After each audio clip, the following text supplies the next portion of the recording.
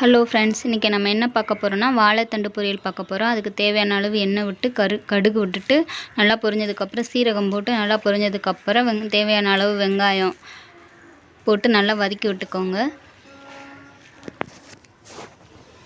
வெங்காயம் இந்த அளவுக்கு நல்லா வதங்கணும். வதங்கினதுக்கப்புறம் நம்ம நறுக்கி வச்சுருந்த வாழைத்தண்டை இதோடு சேர்த்துக்கோங்க.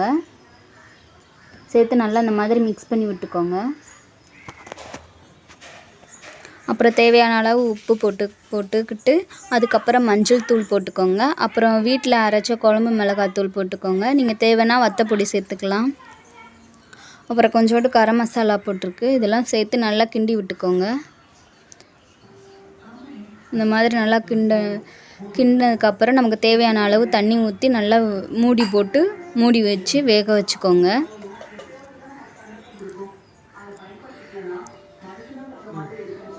அதுக்கப்புறம் ஒரு மிக்ஸி ஜாரில் தேவையான அளவு தேங்காய் கொஞ்சோண்டு சீரகம் சேர்த்து நல்லா இந்த மாதிரி அரைச்சி வச்சுக்கோங்க. அப்புறம் தண்ணி எல்லாம் நல்லா வற்றணும்.